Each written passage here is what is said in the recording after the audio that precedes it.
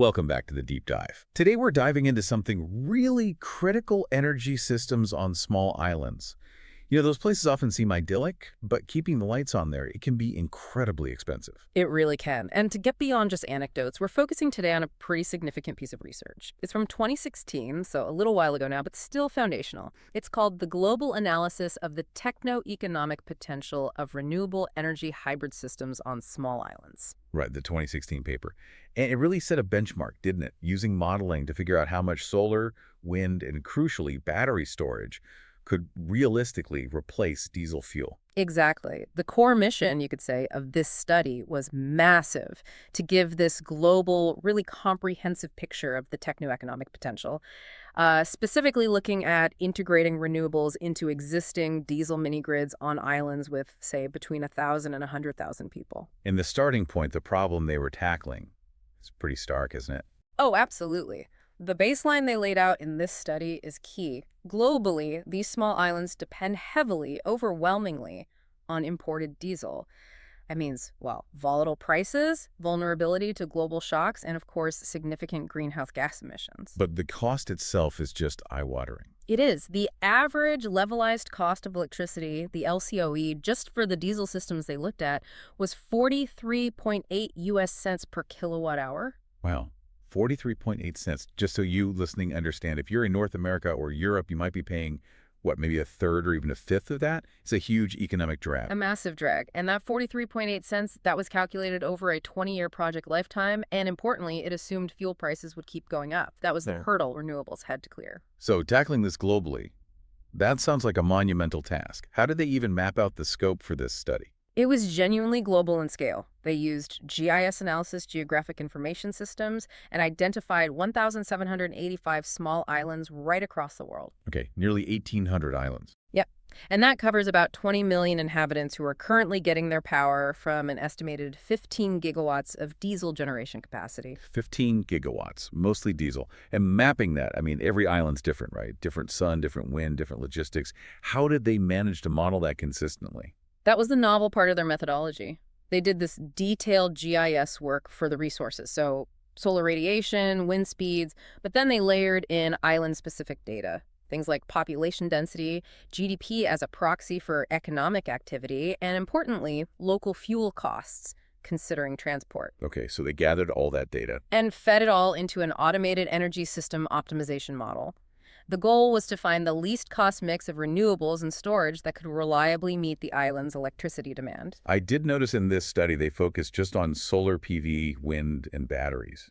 Did they acknowledge other potential sources like hydro or geothermal? They did mention them, but yeah, the focus was strictly on PV, wind, and batteries. The reason was pretty practical. There just wasn't consistent global data available for hydro or geothermal potential, specifically on that small island scale back then. So they stuck with what they could quantify reliably across all 1785 islands. Makes sense. You need comparable data for a global model. What about the demand side? How do they model electricity use when you got, say, a tourist hotspot versus a mainly residential island? Right. They knew a single profile wouldn't work. First, they scaled the total annual energy use based on GDP, not just population. They found GDP was a much better fit for consumption levels. Interesting. GDP over population count. Yeah. And then they factored in seasonal changes, think of temperature affecting heating or cooling, and obviously tourism peaks. But the hourly demand profiles were quite nuanced, too. How so? They basically used two main models. For the larger islands, kind of based on places like Barbados, they figured higher daytime use during weekdays, more commercial activity. But for the smaller, more residential islands, modeled maybe more like Petite Martinique, the peak demand hits in the evening when people are home using appliances. And understanding that peak timing difference must be absolutely crucial for figuring out the battery storage needed, right? Evening peak means you need to store that daytime solar. Exactly. That dictates the battery sizing. For the batteries themselves, back in 2016 modeling, they assumed a fairly standard lithium-ion type. And the cost. That's always the big question with storage. The cost assumption was $500 per kilowatt for the capacity part and another $500 per kilowatt hour for the energy storage part. So kind of a combined $1,000 for a modular unit with a lifespan assumed at 15 years. Okay, so $1,000 combined.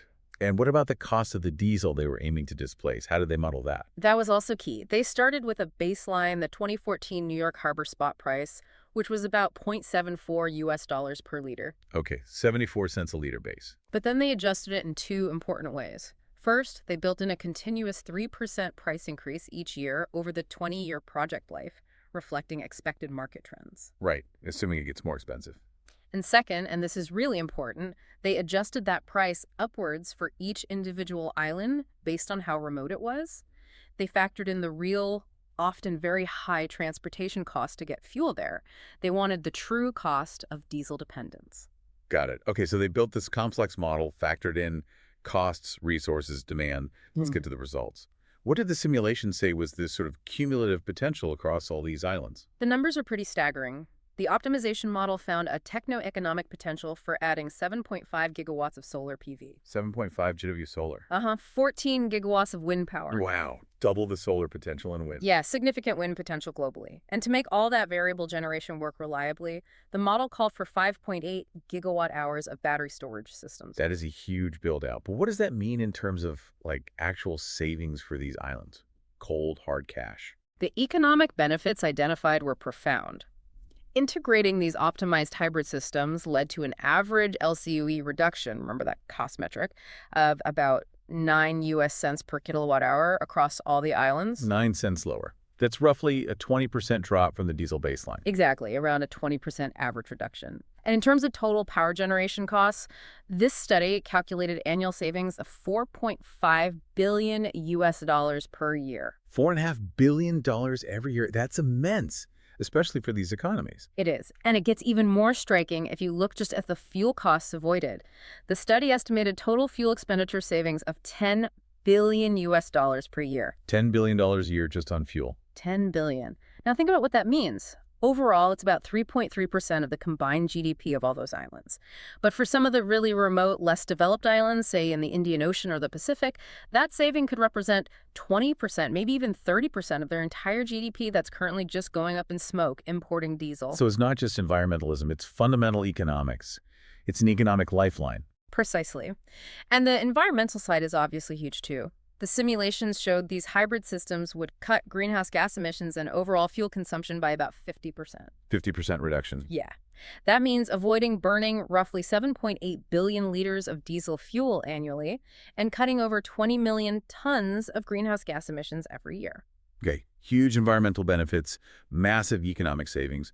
But what's the upfront cost? You mentioned the required capacity earlier. What's the total investment needed globally? The study estimated the total investment needed to build out that 7.5 GW solar, 14 GW wind, and 5.8 GW storage adds up to about 46 billion US dollars globally. 46 billion, that's a big number. But compared to saving 10 billion a year on fuel, how fast does that investment pay for itself? This is where it gets really compelling, especially for potential investors.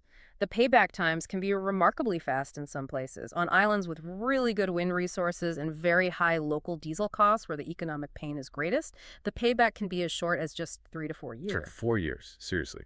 Seriously, this study pointed to places like the Marshall Islands or the Faroe Islands as examples where you could see those kinds of rapid returns. A 3-4 year payback makes the financial case seem like a no-brainer. Did this study break down potential by region too? Since, sun and wind aren't the same everywhere? Yes, they did. The regional differences are quite interesting. For example, the Pacific Ocean region has almost half of all the small islands they identified, about 890 islands. Right. And they also tend to have the highest average diesel LCOE, around 45 cents, mostly because they're so remote. So there's huge potential there, especially for PV and batteries, given the tropical conditions. And where did the wind really dominate? The Atlantic and Arctic Ocean regions showed the highest overall renewable potential in the modeling, and that was largely driven by wind power. We're talking almost 6.5 GW of wind potential identified there, which often allows for systems with very high shares of renewables. Okay. And any region stand out for achieving the highest renewable percentage overall? Yeah, interestingly, the Caribbean region came out on top for the average share of renewables in optimized systems. They hit about 64.3% renewable energy penetration on average in the simulations. Okay, so the potential is clearly there. The technology works, the economics work, often with incredibly fast payback. But we know implementation hasn't always matched that potential. Mhm. What did this study identify as the main roadblocks, the barriers? Ah, yes, the implementation gap. This was a major conclusion. Despite this proven techno-economic case, actually getting these systems built is often slow. This study categorized the barriers technological, economic, political, social, and found that consistently, the political and economic ones were ranked as the most significant hurdles. Okay, so political and economic barriers are top. Can you break down maybe the top three specific roadblocks they highlighted? Absolutely. The number one issue or group of issues was basically regulatory uncertainty. Things like the simple lack of a clear legal framework or specific legislation designed to encourage private investment in renewables. Yep. And closely tied to that is the lack of standardized frameworks for independent power producers, IPPs, and for power purchase agreements, PPAs. Okay, let's just quickly unpack that. IPPs and PPAs. Mhm. Why are they so fundamental to unlocking this, what was it, $46 billion investment? Well, think about it from an investor's perspective. An IPP is just a private company that wants to build and operate a power plant, like a solar farm. A PPA is the long-term contract where the local utility guarantees it will buy the power produced by that IPP, usually for 15 or 20 years, at a set price. Okay, it's a guarantee. It's the guarantee. Yeah. Without clear rules for IPPs and, crucially, standardized bankable PPAs, it's incredibly risky for anyone to invest millions in a project. Banks won't provide low-cost loans if there's no certainty the project owner will actually get paid reliably for the electricity over the long term, so the money often just stays away. So the tech works, the savings are there, but it can fall apart because the legal and contractual paperwork isn't solid enough to secure financing. That's a huge part of it. The other major barriers they pointed to were related to costs and financing directly the high upfront investment needed, which is tough for small economies. Plus, you have diseconomies of scale on islands. Everything is just more expensive to build per unit. And often, there's simply a lack of access to affordable credit or capital. Makes sense. And the third one? The third big one was the sheer clout of the existing conventional suppliers. Often you have a single utility, sometimes state-owned, that has a monopoly on generating power, transmitting it, distributing it, and that entity can act as a significant blocker to new, potentially disruptive renewable energy entrants. Right, the incumbent protecting its turf. So given these major barriers, what policy solutions did this study recommend to actually get things moving? They proposed tailored solutions for different groups. For the existing utilities, they suggested things like introducing a renewable energy quota or a portfolio standard, basically mandating a certain percentage of renewables, and also facilitating access to international loans or development aid specifically for these transitions. Okay, nudging the utilities along. What about attracting those private companies, the IPPs, with the capital? For them, the key is market liberalization, opening things up to competition. Absolutely critical are standardized PPAs to cut down on legal costs and uncertainty. And then using tools like custom tariff reductions or competitive feed-in tariffs to make projects financially attractive and manage risk. So making it easier and safer for private money to come in. What about encouraging individuals like homeowners or small businesses to participate? Yeah, the decentralized approach is important too. For private citizens, they need clear, simple rules for connecting small systems like rooftop solar to the grid. They need fair compensation schemes like net billing, where they get credited properly for excess power they feed back. And things like tax breaks or subsidies can really help encourage that kind of small-scale distributed investment. It sounds like a multi-pronged approach is needed then. Definitely. You need action at the utility level, the private investment level, and the individual level. Okay, so looking back at this study, the global analysis of the techno-economic potential of renewable energy hybrid systems on small islands from 2016. The conclusion seems crystal clear. The potential for cost savings, for environmental benefit, for energy independence on these islands through hybrid renewables, it's enormous. The blueprint is there. The blueprint is absolutely there.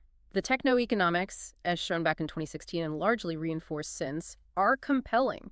When you think about those potential savings, that $10 billion a year in avoided fuel costs alone, and the possibility of 3 to 4 year paybacks in some places, the core challenge really isn't the technology anymore. It's not even fundamentally about the upfront cost, given the returns. It comes back to the barriers. It comes back to political will and regulatory reform. It's about creating those stable, predictable frameworks, especially around things like PPAs that unlock private investment and overcome the inertia of the old system.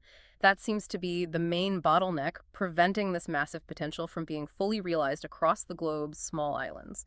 That regulatory key needs turning. A powerful final thought. The challenge is less technical, more political, and regulatory. Once again, that paper was the global analysis of the techno-economic potential of renewable energy hybrid systems on small islands.